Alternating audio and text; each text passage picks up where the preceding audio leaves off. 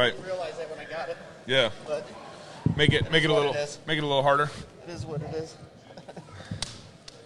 Forever and a. I know. I just told him when you open with that, man. I've been humming it for 2 days now. I know. You know. That's good. Check one, check two, check one, check two. Check one, check two, check one, check two. Oh man. Dead Men Walking Podcast. How does that happen? Let's do I this. don't understand how dead men walk. Oh, Let me explain to you the gospel. I like how you did that. 9-point Calvinism. Yeah. That's the 9-point stuff, right? 10 points now. He knows. He's like 9 points. He's like, I know. like, all I've been 9. there. He's like, I know all 9. He's like, I mean, because sometimes Calvinists get to 9 points and have to walk back to the 5, right? They're like, oh, I got to get back. Yeah. I got to get back. I'm getting out there. Right, too right. far out. Right. All right, we doing this live? Where's our butt? All I'm reading is Rush Dooney. Well, we're live right here. We can start anytime we want, All right. I should watch. and we'll just edit and post. What are we live on right now? We're live on Facebook on Dead Men Walking Podcast on Facebook. We'll throw it up on Instagram, of course. Yeah. We're also recording here. It'll go up to all the podcast platforms. Guys, we are live at Fight, Laugh, Feast. I have Darren to my right. I have Gabe to my right. Gabriel. Right. Yeah, doesn't matter. Gabe or Gabriel, the either joke one is works. it just depends on how mad at you or me not. You know, Gabe! Gabriel, I like you today. So what did the officers and the judge call you when they put those cuffs on? That's what we'll go. That's a good question. It was actually, I think, me more calling them calling them out. Let me tell you something. You couldn't have been more respectful. I was watching that, and I just said, I'm glad he's representing the kingdom respectfully, but also not backing down and having principle. So thank you. Well, I'll tell you one thing that also made it easy is guys like Darren and Toby and my brother are coming over behind me as I'm getting arrested and preaching at them too, you know? Right. I had a whole crowd of preachers behind me. No, it was really, it really was shocking, it really was. Yeah. It really was all kind of fun and games. You don't really think too much about it until, and we all respect police officers. We love them. Like I said in my video, we would take a bullet for them. But Sure. when all of a sudden something turns and someone's actually being handcuffed, there's just this really odd shift of, we are in God's world, and when things start to go wrong, when something shifts, and you go, this is not the way God made the world. And there's things we're numb to, obviously, but we're not numb to watching cops just walk up to our friends and arrest them, right? So it was a really strange reminder, even for me, like, whoa, like when it shifts, because I'm not numb to it. I hope we never get numb to it. But that was, you could feel like, what is going on? Absolutely. And you're so correct. It can shift like that. You see passages in the Bible like great falling away and all these things, and we discuss what that means. But culturally, you can see things overnight. We take things for granted every single day. We think they're going to be the same. We think we're going to have our liberties and freedoms and things like that. I think it's because we kind of live in a bubble too in this country. I mean, if you haven't gone outside and gone into the developing developing countries, the third world, and just see the persecution that the church is under, we think we're just going to be live like this forever, and it can be taken away quite quickly. Well, that was one of the And things. I didn't see you over there, my man. I didn't see. I know. Jason snuck on in. I'm Sorry watching on about that. Facebook Live, and I'm like, is this from yesterday? Who's that fourth guy? For a little bit, there's 4 guys here, and I was like, And they said, we saw a fourth man in the furnace. Yeah. Sacrilegious. Sorry. I'm just going to go handheld, by the way, on this. There you go. I like it. I like it. I'm just going to go Henry Rollins style. Let's do it. We're just going to wrap it. Black flag right here. You need a few more tats for that. But, looks good. No, I need a tat for that, because I got Just one. I got nothing. Oh, yeah, Gabe, did you get any jailhouse ink? Yeah, right? The 3 hours you were in there? That's the best question. That's the best question you've been asked on this whole thing. Just old English across his desk. Yes. Old English. Thug life, Tupac style. They wouldn't let me sneak a pen in there. So. The lyrics to Amazing Grace. There you go. Sean, imagine Sean Bonet tatting you up in there. Turns out he's got that skill. Why are there music notes next to this old English, Sean? That's awesome. That's awesome. So what are we thinking about the conference so far? We're basically about a third of the way, maybe. The first day. We had the beer and psalms last night, which was amazing. To hear 1,000 people in unison singing psalms unto the Lord with beer on their breath. Right? and incense to the Lord. Incense to the Lord. And their beards. And their beards. Yeah, it was bearded. There's a lot of beards here. That's for sure. And what do we got coming up too on the for the rest of the day? Yeah, well, I'll just say last night was fantastic. I mean, at least for me and all this, it's been an odd 3 weeks. Yeah. We had to move the conference into Franklin, which was in 3 weeks. We had to move 1,000 people to 25 miles away to a new location. So that took a lot of logistics. And then we're in an indoor soccer arena. That's what would take us. I mean, churches wouldn't take us. Yep. Other or event centers wouldn't take us. A soccer arena took us. And so we brought in the stage, the chairs, and everything. And it's really the baby Jesus story. I'm no baby Jesus. Okay, sorry. But I will. One of the things that's been kind of a joy or a blessing to me is I've gotten no negative feedback from all the conference goers. They all had to move from Nashville to Tennessee. They all had to move their hotels to a new location, or some people just got stuck in Nashville because they got Airbnbs or something. Sure. So the crowd has just been the conference goers has just been fantastic. No, it's a crowd, dude. It's a crowd. It's a crowd. This is a concert. It does feel a little concert-esque and all this. So, but then last night to open up a conference with beer and psalms, I don't think anybody's ever really done that, and I think just everyone really liked the tone it set, the joy it brought, and the fellowship. So, and then this morning, I mean, Toby, bringing it. Courage and confessing sin. Yep. Absolutely. I like the reason why I gave him that talk, because I wanted everyone to feel like, hey, we're cleaning our feet at the door. Yeah. Absolutely. We're going to clean our feet at the door when we come in here. And that was just such a great talk. And then, of course, George Grant to follow that up on hope and just the messiness of Reformation is really good and everything. So we got, a day and a half. I feel like, in some sense, the big guns haven't even showed up yet. We were just talking about that this morning. I was like, the big guns are still coming. I mean, it's just this is that concert festival, and you're getting bands who are playing that are just blowing your mind, right? Absolutely. It's like you're getting. It's like Rage Against the Machine is still coming. I know. But like the day before, you're watching At the Drive-In, and you're like, this is already melting my face off, right? Yep. So there's a little sense of. So I was actually telling Darren this. One of my favorite concerts I've ever been to. I like the band. The band's good. I mean, I'll listen to them. They kind of have a little nostalgic area in my heart. They aren't my favorite band, but it was Toad the Wet Sprocket. I went to this conference concert back in like '97, and the crowd wasn't jumping around. The crowd wasn't, what do they call it, moshing. Moshing, I'm that old now. I can't even remember that word anymore. It's not really moshing anymore. There's something more to that now. They're punching each other in the face. And the crowd was there to aggravated listen. Assault, I think is what it's called. Exactly. The crowd wanted to listen. I mean, that's what is obvious that's what was going on. Yeah. They weren't. It's not like they weren't jumping up and down because they weren't excited. They were excited and wanted to listen. Yeah. And then the crowd called them on for 3 encores, and the band, Toad the Wet Sprocket, came on every encore. Yeah. And by the 3rd encore, the drummer comes on with this.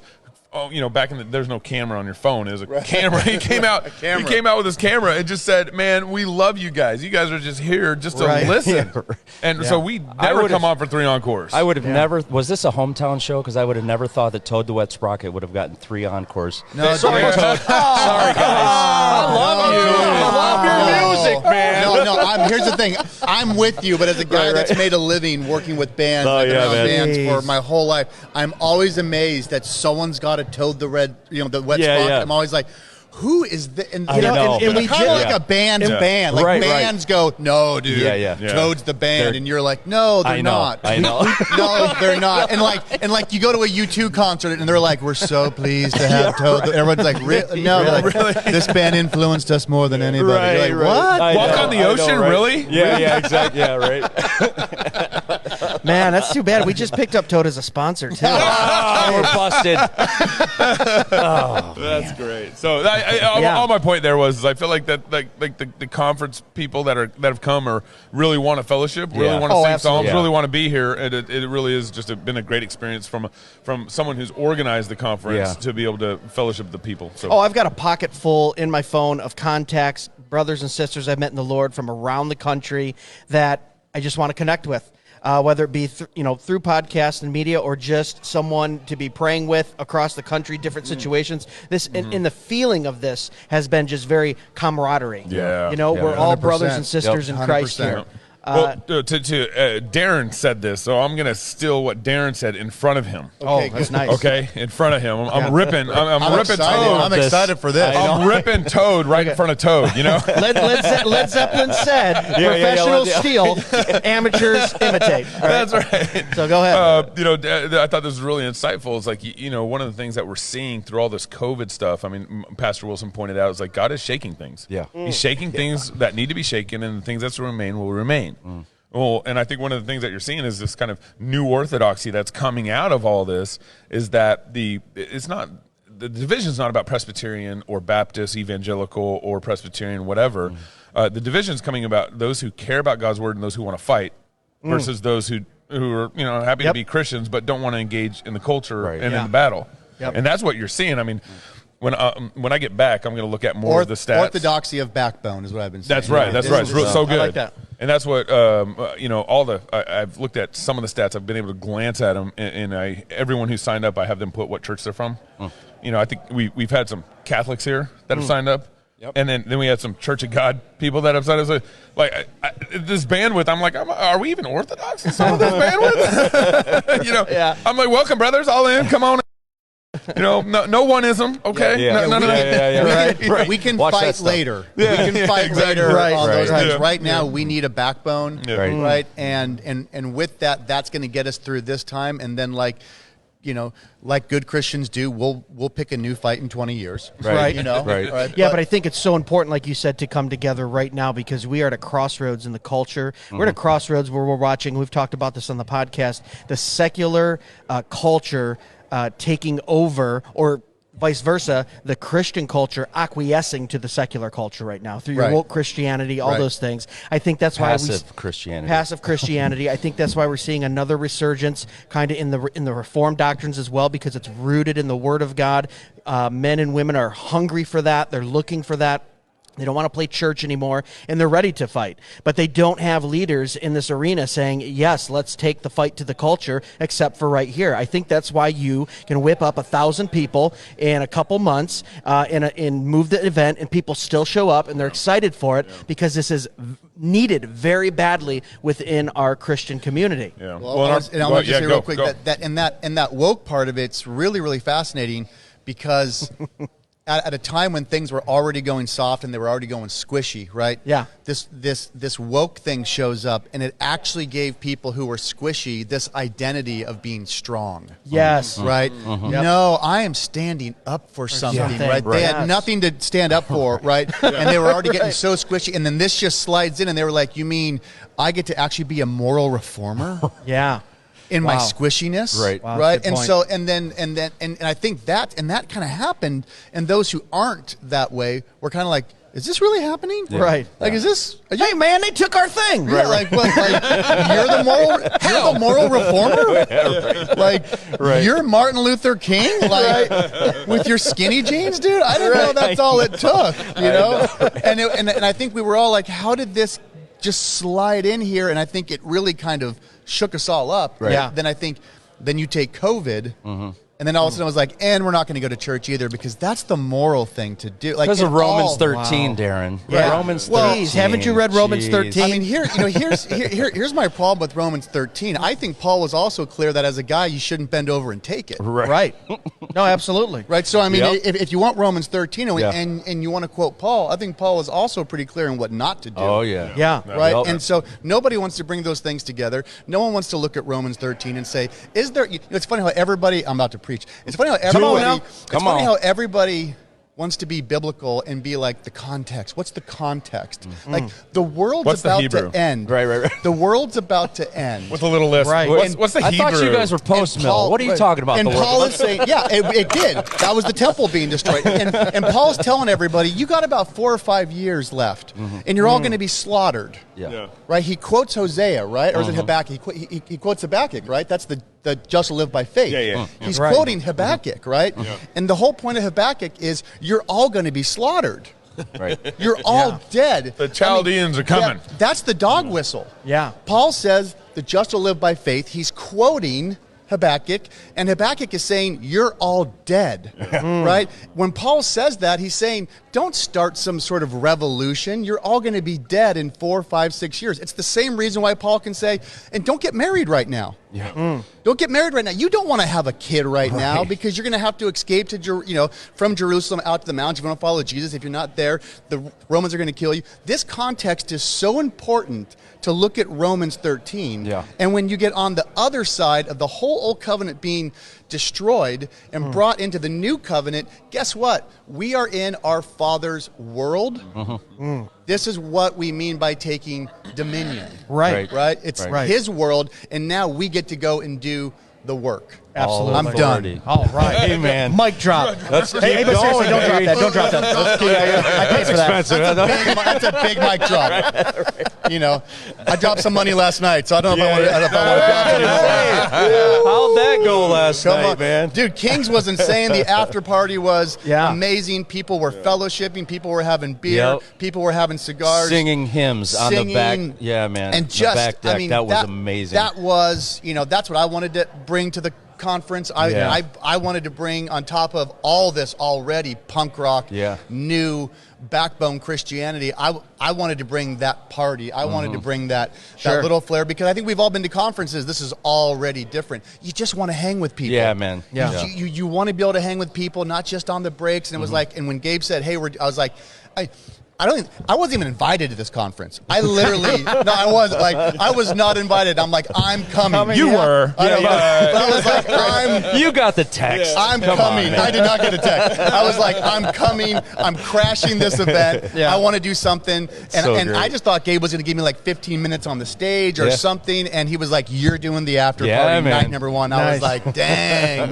this is going to be fire. Yeah, it was pretty cool when you looked in the eyes of the servers at the bar when the whole outside deck is singing psalms into the Lord while they're smoking their cigars, and they just looked at each other kind of like, this is what we're doing? Yeah, Right? yeah. And, Is this the All right, crowd all that's right. here? and All what right, did you hear they're last worshiping. night afterwards? You heard? Oh, yeah. So I talked to the manager as I'm leaving. I left, I think, before the Psalms broke out.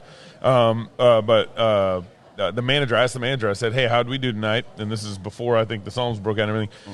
It's about 11:15, and the manager said, man, you guys are fantastic. This is That's not awesome. the crowd I get on Friday or Saturday night. Right. I was like, welcome to Jesus. Yeah, that's right. Hey, guys, I got to run. Thank you for having me. Good, man. Awesome. Thanks, Gabe. Thanks, Well, it's Gabe. just me now. I guess Yeah. so. Hey, So let's what's go. coming up for you? What are you working on right now? What projects you got Thanks, going Gabe. on? Tell everyone. Appreciate it, man. Yeah, I'm just, I'm continuing to build. I've been doing music videos, commercials, films, everything from Collision with Douglas Wilson and Christopher Hitchens to, music videos for back in the day, Blink 182 to now it's Jason Mraz, it's Shinedown, it's Zach Brown, it's and everything in between.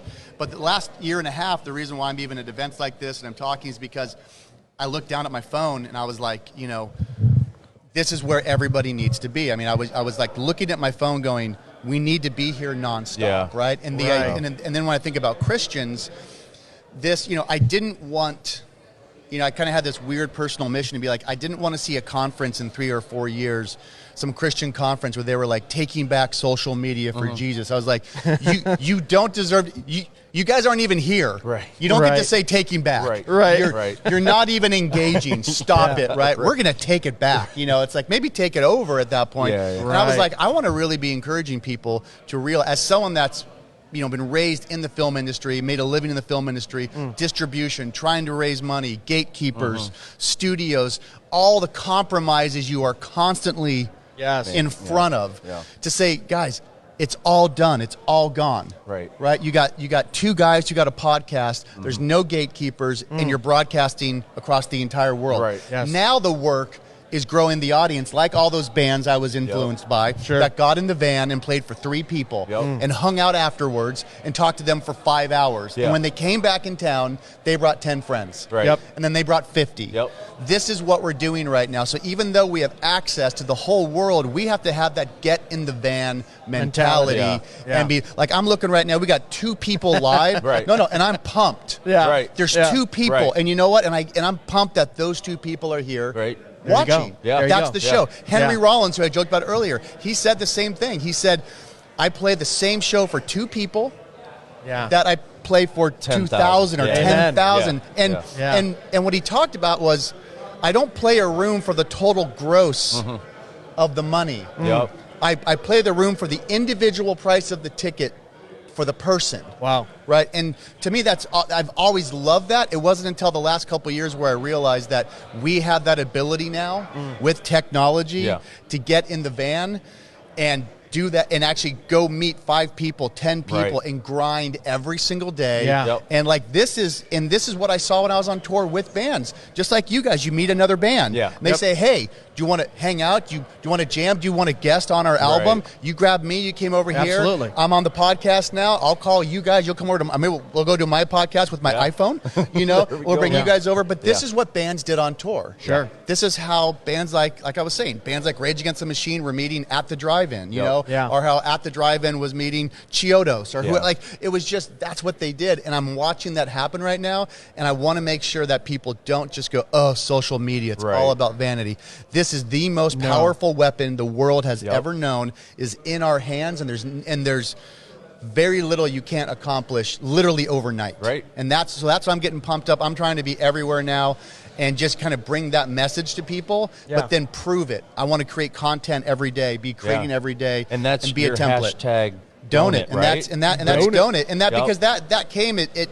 So a few years ago, people just started saying that they'd call it, say, hey, we're on this project, and turns out there was no schedule when we got here, and we just said we're just going to Doane it because I'm horrible at planning. I would just show up and we'll just figure it out. But people started saying Doane it, and then I was like, that might be a good branding move. Man. I was like, and people were just saying it, and I was an idiot going like, well, what am I going to do with Doane it? And I'm looking at my phone, I'm looking at social media, I'm like, I really need to lead by example here, build my own brand, and hopefully get people pumped up that do not despise the days of small beginnings, man. Well, your Shinedown story as of recent was really cool. The picture you took, and then you went to Target to buy the record. Oh, yeah. And, you said, I never ask for a record. No way. I always go to the store and buy it. Yes. And as a musician that used to tour, that was baroque for a long time, I appreciate that so much. Yeah, no, you just don't do that. I remember years ago,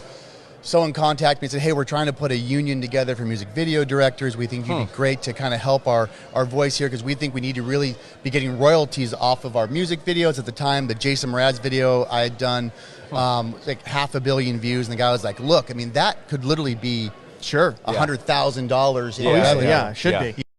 And I was like, do you guys realize why bands make what they make when they finally make it? Like they deserve every penny. It's true. Their relationships are destroyed. Their families are destroyed. When they do make it, everyone wants their money. The label takes their money. The lawyer takes their money. The manager, and then you want me now, who's made a living off of these guys, who sacrifice everything to go do 200 days on the road. You want me to say, I deserve a piece of that. Look, I showed up. I got paid to make something. And I delivered it. Right, that's the blessing, and the residuals are as if they call back.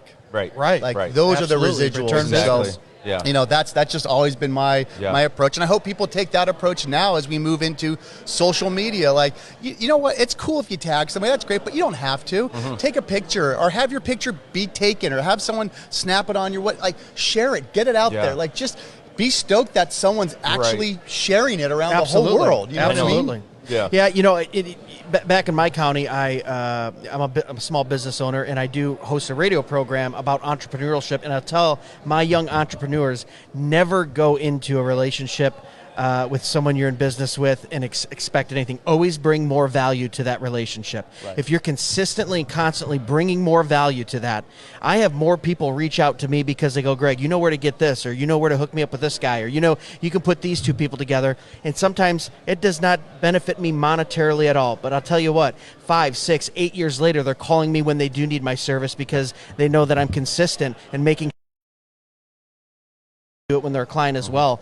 And you know, when you're talking about musicians and music that way, I think the Christian culture, the believers need to understand that. Absolutely. I think we are sometimes looking for the benefit of if I join this, what am I going to get out of it? When, I mean, that's biblical, man. Every relationship you have, bring value to it. Go above and beyond. Outlove them. Outserve them. That crosses business. That crosses Christian culture. And I wish we would kind of, what you're talking about, I wish we could explode that. This is a love your brother. Into the social media sphere. Love your neighbor as yourself, right? Yes. I mean, I get sent stuff. But people think just, if I'm just nice to that person, then that was the biblical mandate. I loved them. Man, go that extra. There's more to it. And there's unbelievers that take that principle, and they're business owners, and they're billionaires because they're working on a godly principle. They don't even have to be a believer to reap the benefits of just acting out a biblical principle in the secular world. And some of us Christians are so freaking dumb, we don't even understand that. We go, why, Lord? Why is this happening? Well, that's a whole nother subject, suffering, and why the Lord allows that and causes Stay in that valley. But yeah, what you're saying, man, I'm so on point with it. Well, it's awesome. I was talking with someone, and they, had asked me to. They say, hey, will you look at this project I did?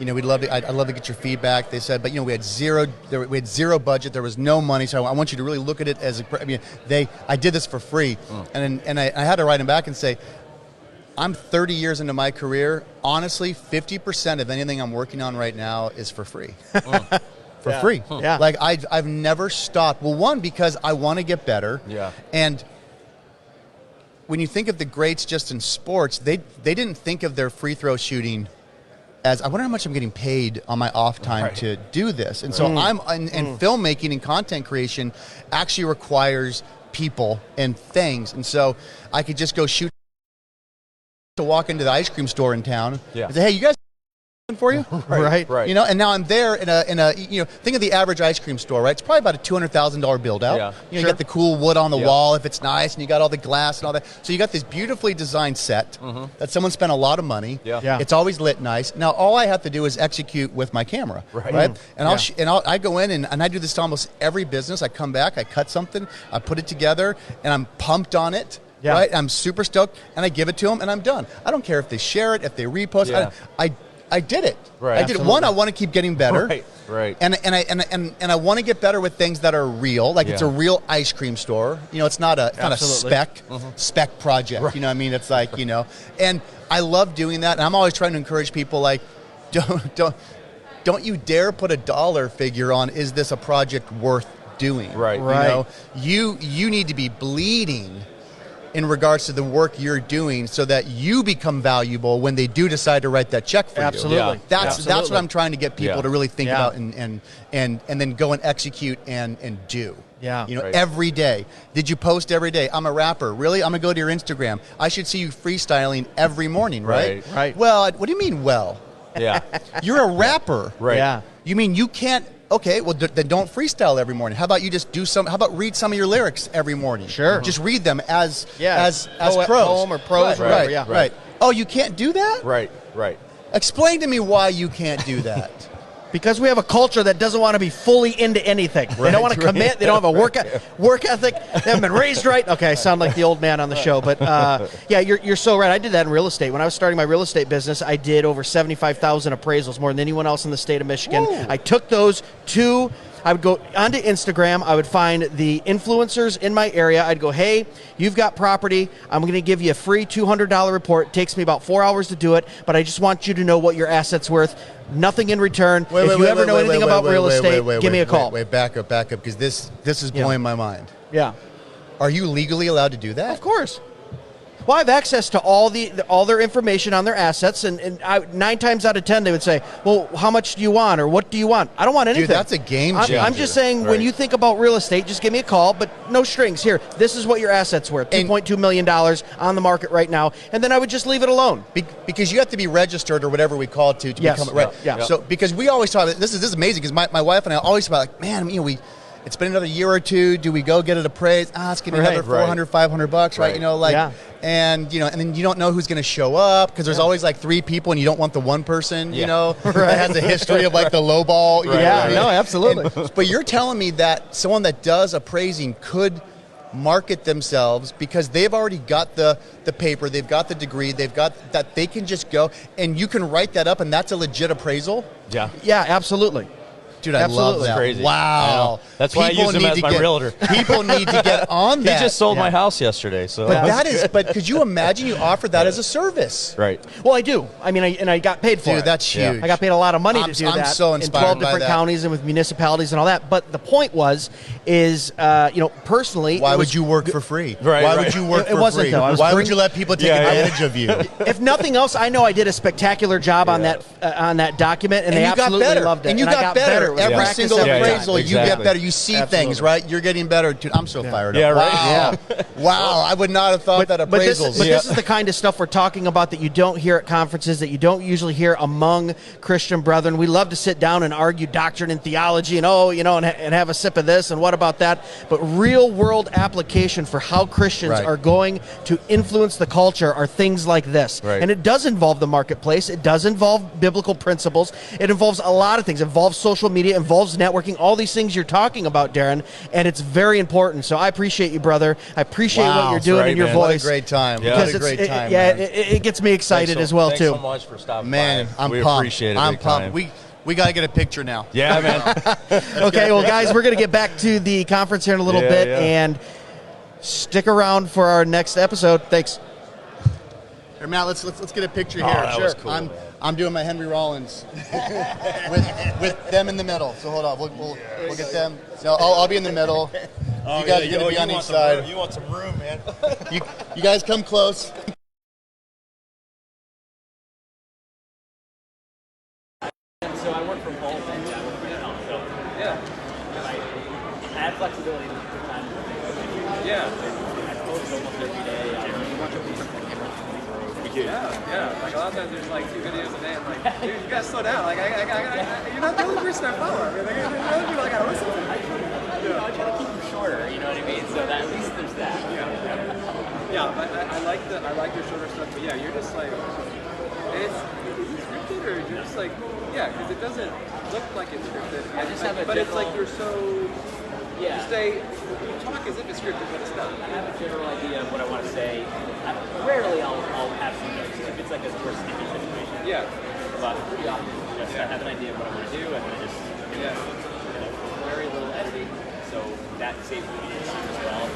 And I guess I'm able to do that. Yeah. We'll have to edit a lot.